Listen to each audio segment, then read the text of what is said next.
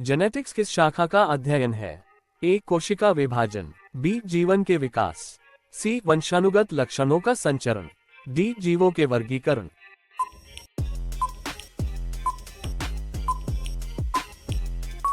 सही answer C वंशानुगत लक्षणों का संचरण। एक्सप्लेनेशन, जेनेटिक्स आनुवंशिकता और वंशगत लक्षणों का अध्ययन है। माता पिता से संतानों में गुण कैसे संचारित होते हैं।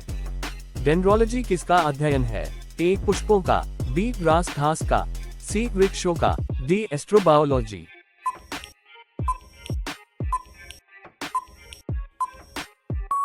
सही आंसर सी वृक्षों का। एक्सप्लेनेशन, डेंड्रोलॉजी पेड़ों और झाड़ियों ट्रीज और श्रब्स का अध्ययन है। पेडोलॉजी किसे दर्शाता है? ए मिट्टी, बी रोग, सी पंखुड़ियां, डी प्रदूषण।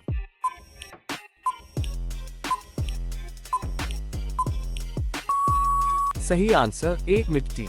एक्सप्लेनेशन, पेडोलॉजी मिट्टी विज्ञान है। मिट्टी की संरचना, गुण और प्रकार पर केंद्रित।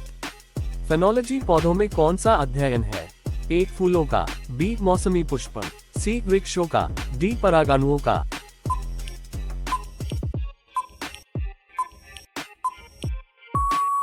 सही आंसर बी मौसमी पुष्पन। एक्सप्लेनेशन, फेनोलॉजी पौधों में मौसमी घटनाओं जैसे फूलना, पत्तों का गिरना आदि का अध्ययन करती है। एग्रोस्टोलॉजी किससे संबंधित है? ए फलों की खेती, बी कृषि फसलों की, सी घासों की खेती, डी सब्जियों की खेती।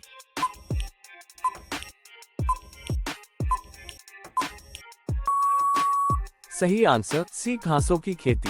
एक्सप्लेनेशन, एग्रोस्टोलॉजी विशेष रूप से घास ग्रासेस की खेती और अध्ययन का नाम है। एक्सोबायोलॉजी का अध्ययन किससे संबंधित है? ए पृथ्वी पर जीवन, बी एंडोडर्मीज, सी अन्य ग्रहों पर जीवन, डी वायुमंडलीय जीवन।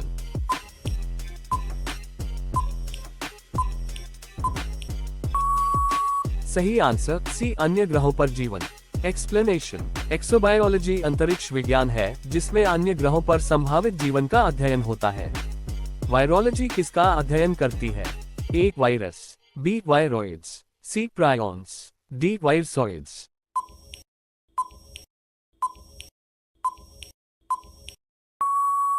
सही answer A virus. Explanation, virology virus की संरचना, कार्य और संक्रमण की प्रक्रिया पर केंद्रित है। फाइटोपैथोलॉजी किस शाखा से संबंधित है?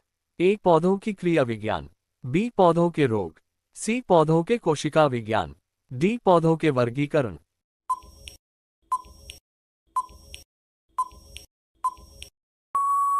सही आंसर बी पौधों के रोग। एक्सप्लेनेशन, फाइटोपैथोलॉजी पौधों में रोगों के कारण, लक्षण व नियंत्रण पद्धतियों का अध्ययन है।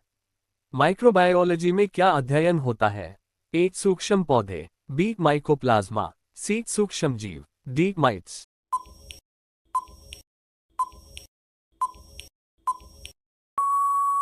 सही आंसर सी सूक्ष्म जीव। एक्सप्लेनेशन, माइक्रोबायोलॉजी सूक्ष्म जीवों जैसे बैक्टीरिया, फंगी और वायरस का अध्ययन करती है। एथनोबोटनी किस शाखा का नाम है? ए एल्गी अध्ययन, बी भू पौधों का अध्ययन, सी आदिवासी लोगों और पौधों का संबंध, डी प्रारंभिक पौधों का अध्ययन।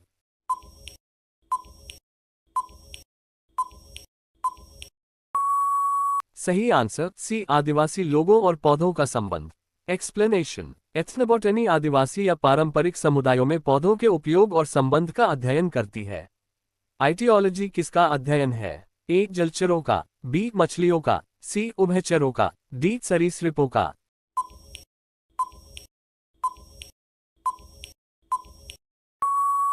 सही आंसर बी मछलियों का। एक्सप्लेनेशन, आइटियोलॉजी जीव विज्ञान की वह शाखा है जो मछलियों के जीवन, संरचना एवं व्यवहार का अध्ययन करती है। माइकोलॉजी किस विषय का अध्ययन है? ए जीवाणुओं से, बी कवकों से, सी वायरस से, डी विषाणुओं से।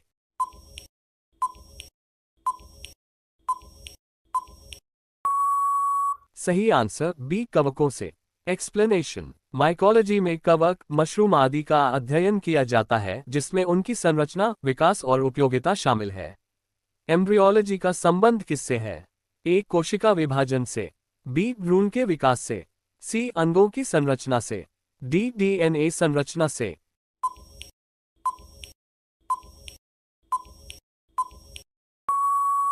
सही आंसर बी भ्रूण के विकास से।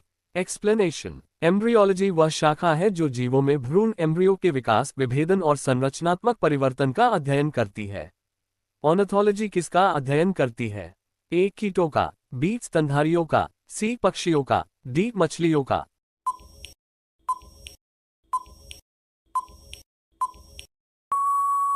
सही आंसर सी. पक्षियों का।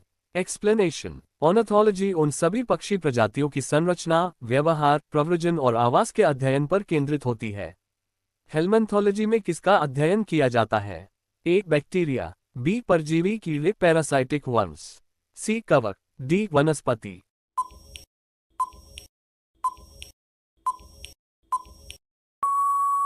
सही आंसर बी. परजीवी कीड़े। एक्सप्लेनेशन। हेल्मेंथोलॉजी में मानव एवं पशु शरीर में पाए जाने वाले परजीवी कीड़ों जैसे राउंडवर्म, टैपवर्म आदि का अध्ययन किया जाता है।